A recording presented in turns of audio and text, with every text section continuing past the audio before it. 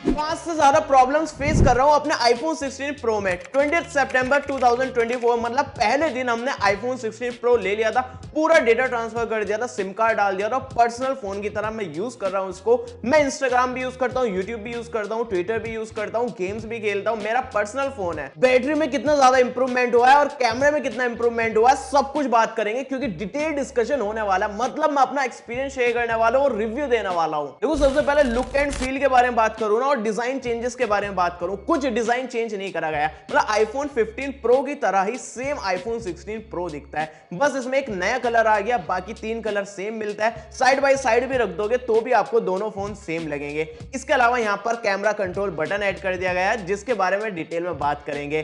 बाकी ये काफी ज्यादा कॉम्पैक्ट फील होता है, परफेक्ट साइज हो चुका है, क्योंकि 6.3 इंचेस डिस्प्ले होने की वजह से डिस्प्ले साइज तो बढ़ गया है और वो अच्छा भी लगता है दिखने में, लेकिन भाई साइज अभी भी कॉम्पैक्ट है, काफी छोटा फोन फील होता है। मेरे हिसाब से बेस्ट साइज का फोन है। बाकी इसका वेट 199 ग्राम है, 200 ग्राम के अंडर वेट है, तो ठीक है, चल जाता, कोई दिक्कत की बात नहीं है। इसका जो हाईलाइटिंग फीचर था ना, जो एप्पल ने चिल्ला चिल्ला के भाई पास आओ सुन लो, देखो ये हमने कैमरा कंट्रोल बटन दिया है। तो ये जो कैमरा कंट्रोल बटन है, इसके बारे में थोड़ी सी ना डिटेल में बात करनी है। मतलब बात क्या, इसको रगड़ के ना मतलब रोस्ट सा करना है। भाई कोई चीज ऑलरेडी हो रही है, मतलब कैमरा है, फोटोज उसमें क्लिक होती है, उसको खींचने के लिए, फोटोज क्लिक करने के लिए हम कोई नई चीज दे रहा है, वो क्यों देंगे? या तो वो काम फास्ट हो जाए ताकि हमारा टाइम सेव हो, मतलब क्या कैमरा कंट्रोल से क्या होगा, पॉकेट से निकालो, बटन दबाते ही कैमरा लॉन्च हो जाएगा। वो हम एक्शन बटन से भी कर सकते हैं, डेडिकेटेड बटन है, या फिर लॉक स्क्रीन से स्वाइप करते ही हमारा कैमरा लॉन्च हो जाता है। तो स्पीड का तो कोई मामला है नहीं। अब बात करें कि भाई कुछ एफिशिएंसी बढ़ गई हो या फिर कुछ चीज इंप्रूव हो गई हो, क्या इंप्रूव होगी?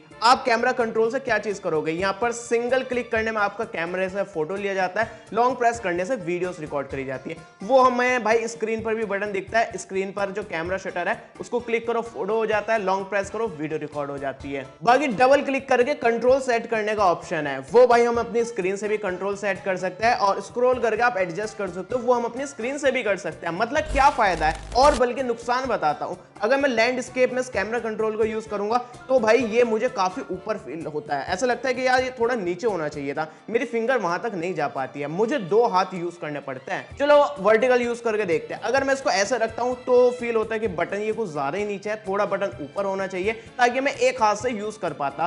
तो अब मुझे ना 2 हाथ यूज करने पड़ेंगे, एक हाथ से फोन पकड़ना पड़ेगा, दूसरे से कंट्रोल सेट करना पड़ेगा। 2 हाथ तो अभी भी यूज हो रहा है। तो भाई मुझे समझ में नहीं आया कि कैमरा कंट्रोल से क्या फायदा हुआ है, आप मुझे फायदा बताओ नीचे कमेंट में। अब देखो यार, एक मेरी थ्योरी है, ये जो कैमरा कंट्रोल है ना, इसकी जगह ये वॉल्यूम बटन की जगह दे देते ना, ये जो एक्शन बटन है, वॉल्यूम डाउन और वॉल्यूम अप, इन तीनों बटन के हटा के सिंगल एक कैमरा कंट्रोल बटन दे देते, जिसको हल्का सा प्रेस करके ऊपर करने से, स्लाइड करने से वॉल्यूम बढ़ जाती और हल्का सा दबाकर नीचे करने से वॉल्यूम डाउन होती। लॉन्ग प्रेस करके रखते तो हमारा फोन म्यूट पर चला जाता, और इसको डबल क्लिक करके कैमरा लॉन्च हो जाता, और कैमरा लॉन्च होने के बाद कैमरा कंट्रोल की तरह यूज कर लेते। मतलब यार कितना ज्यादा यूजफुल हो जाता, और बटन्स भी कम हो जाते हैं। बाकी डिस्प्ले में थोड़े से इंप्रूवमेंट है, जैसे कि 6.3 इंचेस की डिस्प्ले हो गई है, थोड़ी सी बड़ी फील होती है, लेकिन फोन का साइज ज्यादा बड़ा फील नहीं होता है, थोड़ा सा बस टॉल है। इसके अलावा बेजल जो है वो काफी ज्यादा स्लिम हो गया है, ऐसा लगता है कि भाई बेजल्स है ही नहीं। इसके अलावा इसकी जो सिरेमिक शील्ड है ना, वो 50% और ज्यादा टफ हो गई है, मतलब ये इजीली ब्रेक नहीं होगी। बाकी आउटडोर यूज करने में भी मुझे कोई दिक्कत नहीं है, मतलब डिस्प्ले सही है। बाकी 120 हर्ट्ज रिफ्रेश रेट मिलता है, ऑलवेज ऑन डिस्प्ले पहले की तरह मिलती ही है, मतलब डिस्प्ले सही है, बढ़िया है, कोई दिक्कत नहीं। अब दिक्कत जो है ना वो इसके कैमरे में है। देखो दिक्कत नहीं भी है भी है, इंप्रूवमेंट्स भी है,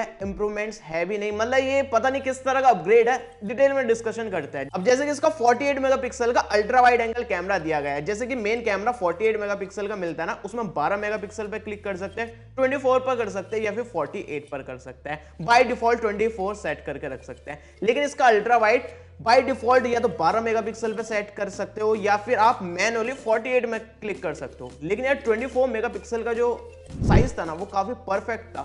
इसका जो मेन सेंसर है ना वो 24 मेगापिक्सल पर कैप्चर कर सकता है। भाई 12 मेगापिक्सल पे तो पुरानी जनरेशन वाला भी क्लिक कर रहा था, और ऐसा नहीं है कि डिफरेंस है कुछ नहीं, हमने quality side by side compare करके देखी है। लास्ट जनरेशन के 24 मेगापिक्सल के अल्ट्रा वाइड से सिमिलर क्वालिटी हमें मिली थी। इसके अलावा यहाँ पर 48 मेगापिक्सल में अगर कैप्चर करते हैं तो डेफिनेटली डिटेल्स मिलती है, ज्यादा जूम करेंगे तो पिक्चर जो है ना वो काफी ज्यादा क्लियर दिखती है, पिक्सल्स नहीं फटते हैं। बाकी 48 मेगापिक्सल का जो मेन कैमरा उसका नाम रख दिया फ्यूजन कैमरा, क्योंकि इसमें अंदर ही इन्होंने बहुत सारे जूम वाले लेवल्स दे रखे हैं, क्योंकि ये बोलते हैं कि ऑप्टिकल क्वालिटी वाली जूम करता है, इसका नाम इन्होंने ये रख दिया। लेकिन क्वालिटी आपको लास्ट जनरेशन जैसे 48 मेगापिक्सल का ही मिलता है, बस शटर स्पीड थोड़ी फास्ट हो गई है, जिस वजह से 120 एफपीएस में आप 4K में वीडियो रिकॉर्डिंग कर सकते हो, मतलब स्लो मोशन, वो भी डॉल्बी विजन के साथ। भाई इसका 5x वाला जो कैमरा है वो स्टिल f2.8 अपर्चर के साथ आता है, जिस वजह से आर्टिफिशियल लाइट में ना थोड़ी से ना क्वालिटी में आपको डिग्रेडेशन मिलता है। मतलब डायरेक्ट सनलाइट में पिक्चर्स लेंगे तो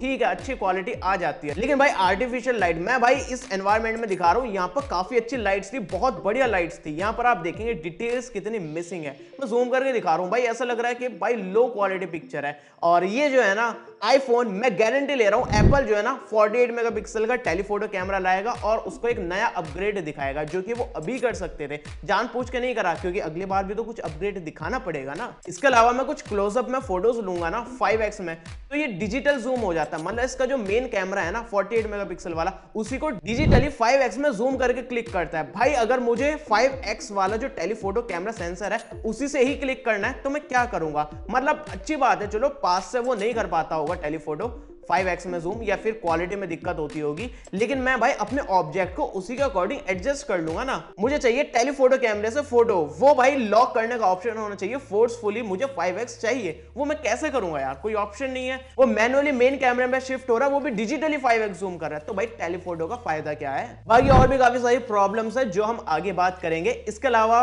सिनेमैटिक मोड में स्टिल आपको 5x में ऑप्शन नहीं मिलता है, 1x या फिर 2x में ही सिनेमैटिक वीडियोस बना सकते हो, जो कि आप आईफोन 15 में भी बना सकते थे, तो प्रो लेने का क्या फायदा हुआ? बाकी 5x में अगर आप वीडियोस रिकॉर्ड करेंगे तो नेचुरल बुके मिल जाता है, थोड़ा अगर आप क्लोज से वीडियोस रिकॉर्ड करेंगे जैसे कि आप देख सकते हो, तो थोड़ी सिनेमैटिक वीडियोस फील होती है। बाकी इसमें नए स्टाइल्स मिल जाता है, मतलब कलर्स वगैरह जो है ना फोटोज के आप पहले से सेट करके रख सकते हो। अब ये दिक्कत नहीं है कि भाई आईफोन्स में थोड़े डल कलर्स आता है या फिर कंट्रास्ट जो है वो सही नहीं लगता है, आप अपने हिसाब से कलर्स एडजस्ट कर सकते हो, कंट्रास्ट एडजस्ट कर सकते हो, मतलब कैमरा सेटिंग की पहले से सेव करके रख सकते हो, जैसे आपको पसंद है कलर्स वैसे सेट कर सकते हो, उसके बाद जो भी फोटोज लोगे वो उसी कलर्स क्वालिटी में आएंगे। ये छोटा फीचर है लेकिन अच्छा फीचर है। बाकी एप्पल ने बोला कि हमने लेंस फ्लेयर्स को जो है ना वो रिड्यूस कर दिया है, इस पे एंटी फ्लेयर की कोटिंग वगैरह करी है, उसका भाई रियल लाइफ में कुछ फर्क नहीं दिख रहा। ये देखो लाइट लग रही है, एक ट्यूब लाइट है, आप देखो भाई इसकी रिफ्लेक्शन कैसे बन रही है, घोस्ट जैसी एक लाइट की रिफ्लेक्शन आ रही है। और भाई कोई भी आईफोन का फोटो या वीडियो कोई भी पहचान सकता है कि ये आईफोन से लिया गया है या फिर एंड्रॉइड से लिया गया है, अगर उसमें लाइट्स वगैरह जल रही हो तो। बाकी इसमें ऑडियो मिक्स का नया फीचर है, जिसमें 4 स्टूडियो क्वालिटी का माइक्रोफोन यूज करे गए हैं, तो व्लॉगर्स के लिए काफी बढ़िया हो सकता है, बिना एक्सटर्नल माइक्रोफोन के आप बढ़िया क्वालिटी के व्लॉग्स बना सकते हो। और मैं इसको टेस्ट करके दिखाता हूँ।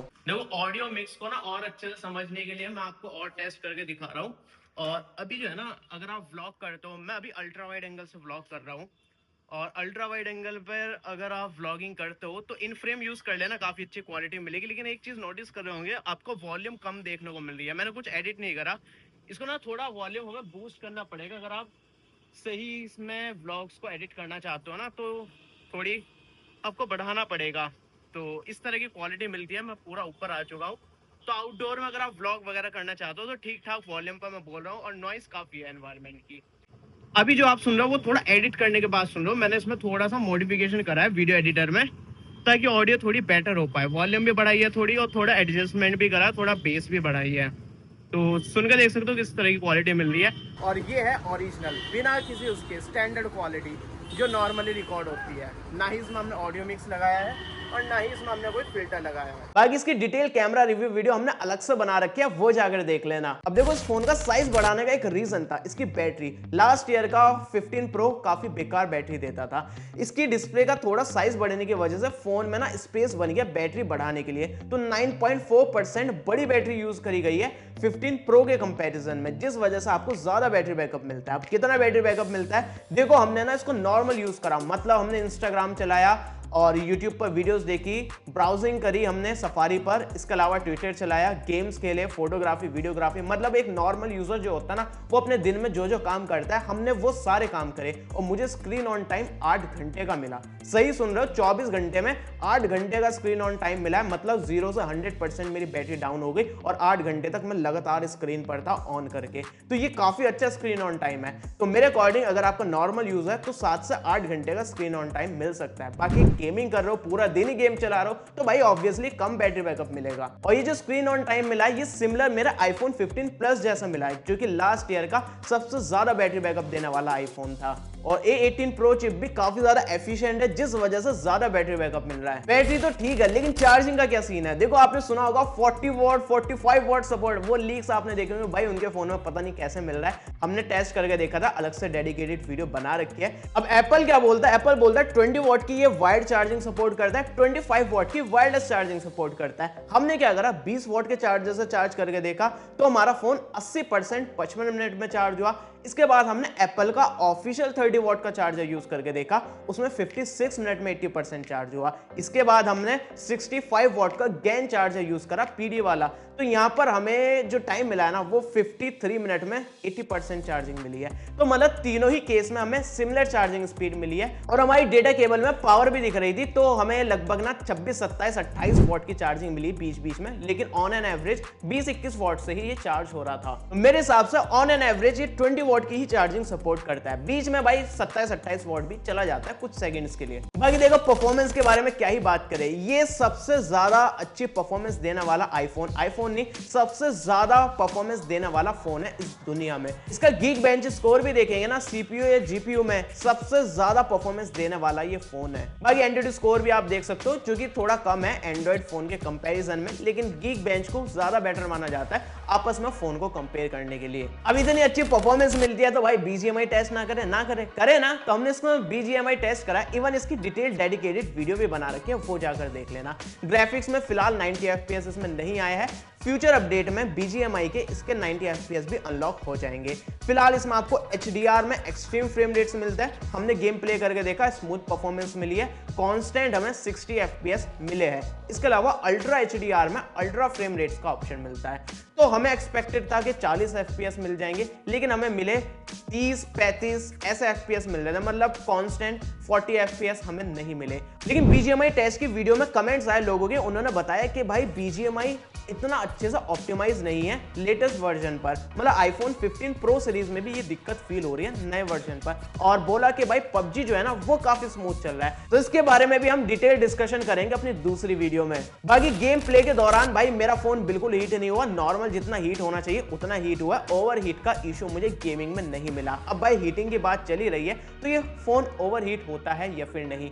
देखो एप्पल ने ना इस बार ओवर हीट को मैनेज करने के लिए ना इसकी हीट मैनेजमेंट सिस्टम काफी इंप्रूव करा है, इंटरनल स्ट्रक्चर में काफी सारी चीजें चेंज करी है ताकि इसकी हीट मैनेज हो पाए। तो वो रियल लाइफ में मुझे महसूस हुई है। मैंने भाई आउटडोर्स डायरेक्ट सनलाइट में भी कैमरा यूज करके देखा, हीट होता है, वो ऑब्वियसली होगा, काफी हीट होगा, लेकिन लास्ट जनरेशन की तरह ओवर हीट नहीं होता, बहुत ज्यादा हीट नहीं होता है, मतलब कंपैरेटिवली ये आईफोन अब कम हीट होता है। बाकी देखो एप्पल ने एआई एप्पल इंटेलिजेंस भाई यही कर रहा था, लेकिन भाई Apple intelligence out of the box नहीं मिला था हमें, लेकिन भाई बीटा अपडेट्स में हमें मिल रहा था, तो हमने डेवलपर बीटा स्टार्टिंग से ही यूज कर रहा है। और एआई के जो बेसिक फीचर्स है जैसे कि राइटिंग टूल, क्लीनअप टूल वगैरह, ये सारे हमें मिल जाता है, लेकिन ये इतने अच्छे तरीके से यार काम नहीं करते, मुझे मजा नहीं आया। अब एप्पल को जिद है कि भाई हम अपने आईफोन में ही प्रोसेसिंग कराएंगे, इस वजह से दिक्कत मुझे फील होती है, मतलब अच्छे तरीके से काम नहीं करता है। अगर एप्पल जो है ना क्लाउड कंप्यूटिंग का यूज करे तो शायद हमें बेटर एआई फीचर्स मिल जाए। और इस मंथ मतलब अक्टूबर मंथ में ये सारे फीचर्स आपको स्टेबल अपडेट में मिल जाएंगे, लेकिन जो आपको प्लेग्राउंड वाले फीचर या विजुअल इंटेलिजेंस वाले फीचर्स थे वो भाई आने में टाइम लगेगा। ये भाई एप्पल ने गलत करा,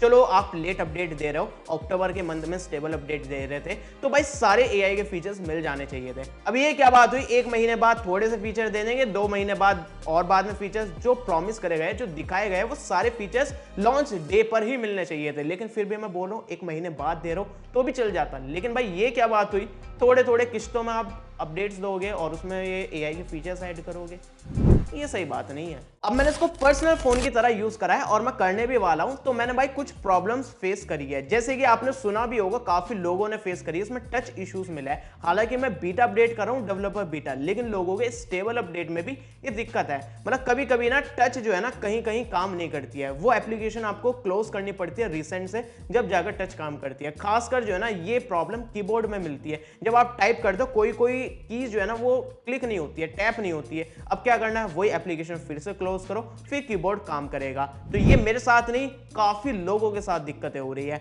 बाकी कैमरा स्विच में जो है ना, मुझे थोड़ा ऐसा जिटर सा फील हुआ, एक झटका सा महसूस होता है, वो पहले आईफोन्स में नहीं होता था। इवन मैं आईफोन 13 भी यूज कर चुका हूं, उसमें भी अल्ट्रा वाइड और मेन में इतना ज्यादा मुझे शिफ्ट नहीं दिखता था जितना इसमें अल्ट्रा वाइड से मेन और मेन से टेलीफोटो में दिखता है। और एप्पल चाहे तो ये अपडेट्स के थ्रू थोड़ा सा इंप्रूव कर सकता है। बाकी वही है, 5x ऑप्टिकल जूम में मुझे कोई फोर्सफुली 5x का ऑप्शन नहीं मिलता है, मतलब वो कभी कभी अपने आप ही डिजिटल 5x जूम हो जाता है, जो कि मैं नहीं चाहता हूं। मुझे अगर 5x में लेना है फोटो, मैं क्या करूं भाई, क्लोजअप में लेना है, मैं ऑब्जेक्ट को एडजस्ट कर लूंगा भाई, अगर वो पास से नहीं ले सकता है मैं आगे कर दूंगा, दूर कर दूंगा, तो वो ऑप्शन होना चाहिए। बाकी एआई के फीचर्स जो मिलता है वो इतने मैच्योर मुझे फील नहीं होते। क्लीन अप वाला फीचर्स इतने अच्छे से क्लीन अप नहीं करता है, मैंने काफी बार यूज करा है, मैं डेली यूज करता हूं यार। मेरा थंबनेल वगैरह बनाने में मुझे जरूरत पड़ती है, वो इतना अच्छे तरीके से काम नहीं करता जितना बाकी एंड्रॉइड या फिर सैमसंग का एआई काम करता है। बाकी एक प्रॉब्लम यही है कि भाई आधे एआई फीचर्स भाई 3-4 महीने बाद मिलेंगे। एक दो फीचर्स जो है वो तो बेसिक वाले मिल गए, लेकिन प्लेग्राउंड वगैरह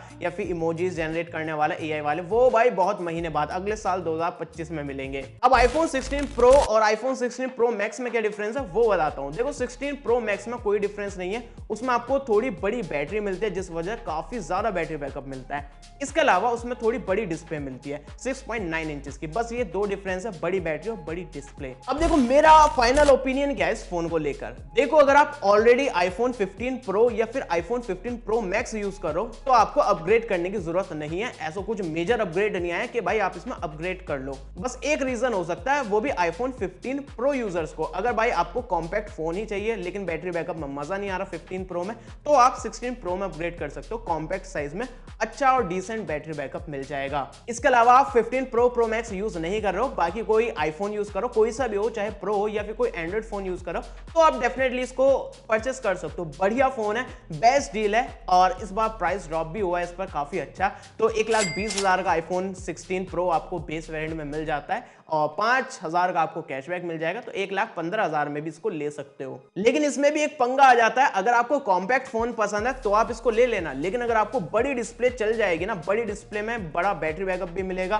तो अगर वो चल सकता है ना, तो भाई iPhone 15 pro max last year का आपको काफी बढ़िया प्राइस पर बेस वेरिएंट में ही 256GB स्टोरेज के साथ सेम प्राइस पर मिल जाएगा। 1,15,20,000 पर आईफोन 15 प्रो मैक्स मिल रहा है 256GB वेरिएंट। एआई के सारे फीचर्स उसमें मिल जाता है, 5x टेलीफोटो उसमें भी मिलता है, तो व्हाई नॉट 15 प्रो मैक्स। बाकी इसमें जो फीचर्स एड ऑन हुए हैं ना, जैसे कि ऑडियो मिक्स वाला फीचर हुआ है, वो व्लॉगर्स के लिए काफी बेस्ट हो सकता है। तो अगर आप व्लॉगर हो, व्लॉगिंग वगैरह करते हो, तो डेफिनेटली इस पर अपग्रेड करो। आपको विदाउट एनी एक्सटर्नल माइक्रोफोन इसको यूज कर सकते हो, काफी बढ़िया एक्सपीरियंस मिलेगा। बाकी 4K 120 FPS की आपको स्लोमो वीडियोस मिल जाती है, तो भाई वीडियोग्राफर्स के लिए तो डेफिनेटली अपग्रेड्स है, इतने बड़े भी नहीं, लेकिन जो अपग्रेड्स है वो काफी यूजफुल अपग्रेड्स है। बाकी आईफोन 16 प्रो की और कौन सी वीडियोस चाहिए नीचे कमेंट में बता देना, हम बना देंगे। बाकी इसका कैमरा टेस्ट की डेडिकेटेड वीडियो मिल जाएगी और बैटरी बैकअप की अलग से वीडियो मिल जाएगी, BGMI टेस्ट की वीडियो मिल जाएगी। सारी वीडियोस हमने अलग अलग पे बना रखी है, वो भी जाकर देख लेना। इन फ्यूचर काफी सारी वीडियोस आने भी वाली है, तो चैनल सब्सक्राइब कर लेना। मिलते हैं अगली वीडियो में, तब तक के लिए हमारे kkstore.kkworld.in पर अनबॉक्स और न्यू प्रोडक्ट्स काफी क्रेजी लूट प्राइस पर मिल रहा है, लिंक डिस्क्रिप्शन में मिल जाएगी।